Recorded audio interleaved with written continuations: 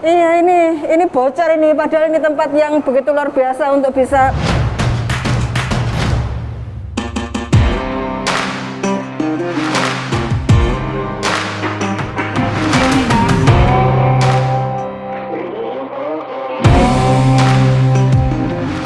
kita sekarang mau ke Museum 10 November.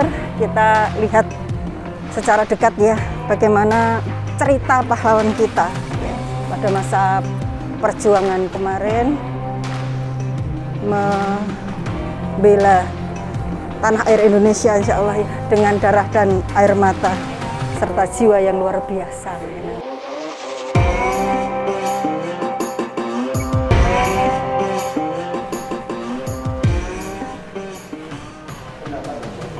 Ini kita lihat dulu ya ceritanya di sini ya. Wanita ikut berjuang di belakang, walau cemas dan tegang, tetap ingin membantu perjuangan mengantar makanan, meski musuh siap menghadang. Tak hiraukan siksaan membayang. Jadi ini kayaknya para perempuan-perempuan pejuang di Surabaya pada saat itu ya turut serta di dalam perjuangan dengan membawa makanan ya, walaupun resikonya luar biasa. Jadi kalau kita lihat ini, mereka masih siap untuk mengantar makanan walaupun siksaan membayang, tak hiraukan siksaan membayang. Ini bagian perempuan-perempuan pejuang yang luar biasa ya, yang Masya Allah ya, mengorbankan jiwa raganya. Artinya sama, walaupun mungkin tidak membawa senjata, tapi bawaannya adalah konsumsi untuk mereka yang berjuang dengan segala risiko ya.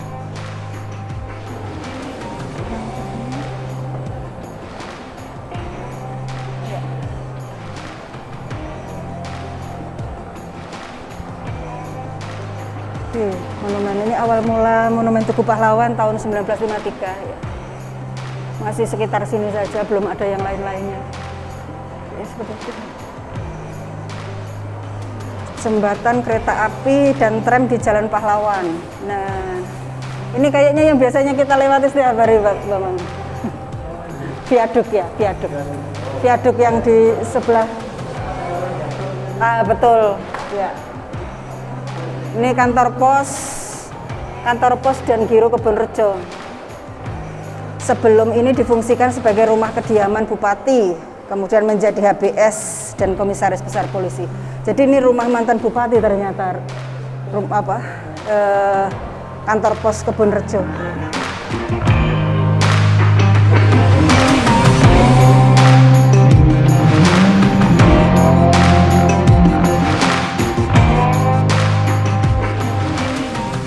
Ini saat proklamasi ya. Mereka dapat dari berita-berita ini. Kalau dulu sudah ada Asia Raya, Suara Asia, Suara Bumi Putra. Tiga media. Nah, ini. Mereka menyebarkan berita proklamasi dengan cara melakukan penyamaran teks proklamasi, yaitu menggunakan bahasa daerah yang sulit dimengerti oleh Jepang. Jadi pakai bahasa daerah, seperti ditulis dalam bahasa Jawa dan Madura. Ya keren kan? Orang Jawa dan Madura tahu, tapi orang Jepang nggak tahu. Ini bagus. Nah ini teks proklamasi bahasa Jawa, ini pakai bahasa Madura ini. Ya, melaki kemerdekaan Indonesia, babak ngelani pemindahan. Ini belum pernah saya tahu malahan kalau ada teks proklamasi Jawa dan Madura ini untuk mengelabui Jepang ya dalam hal ini.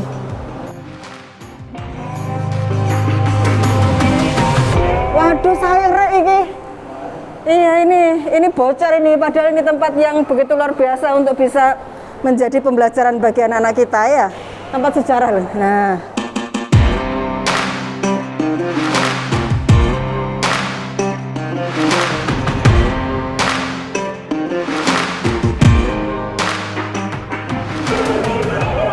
Dari mana Dek? Dari SMK Negeri 1. Oh, SMA 1. Kenapa kok tumben pada main ke sini apa? Itu cuma foto, tapi kan kalau orang asing kok. Oh iya, ada tugas juga? Iya, Hah?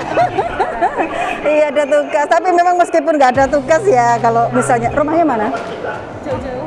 Jauh-jauh? Di mana?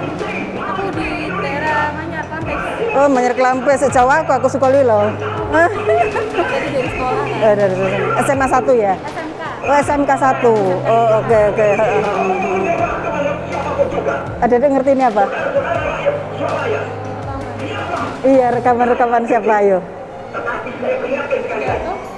Pidatonya siapa? Bung Tomo. Iya. Ini apa namanya? Orasi beliau saat jelang 10 November ya. Yang mungkin kita kenal sebagai ini upaya untuk memberikan semangat arek-arek Surabaya berjuang. Ini kata-katanya luar biasa ini kata-katanya. Kata-kata memberikan motivasi ya arek-arek Surabaya. Tadi yang kita turun tadi kan ada juga gambar tentang perempuan-perempuan yang membantu di akomodasinya ya. Walaupun mereka sendiri punya punya ancaman terhadap jiwa dan raganya. Artinya walaupun perempuan tapi tetap punya andil. Iya, punya andil.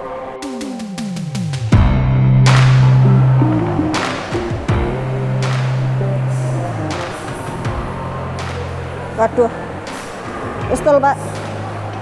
Ini senjata-senjata berbahaya ini.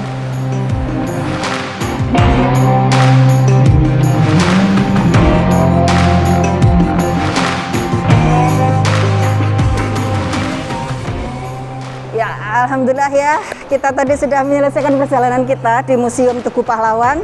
Alhamdulillah lumayan semuanya menarik melihat perjuangan para pahlawan kita, mulai dari ketika kita masuk tadi, kita mendengarkan suara Bung Tomo yang begitu menggelegar, memberikan motivasi pada arek-arek Surabaya untuk berjuang pada saat itu. Saya kira ini cukup menarik dan semuanya dari perjalanan peperangan-peperangan selama di Surabaya sampai cerita yang juga saya baru tahu ada proklamasi, naskah proklamasi yang ternyata berbahasa Jawa dan berbahasa Madura. Ya, uniknya di sini karena apa? Karena itu ternyata digunakan untuk mengelabui orang-orang Jepang yang pada saat itu berusaha untuk menggagalkan kemerdekaan Indonesia.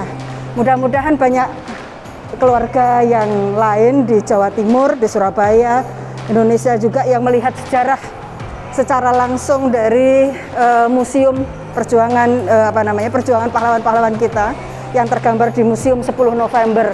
Ya, karena itu sangat penting bagi anak-anak yang sekarang lebih banyak main YouTube atau melihat konten di medsos saja ya.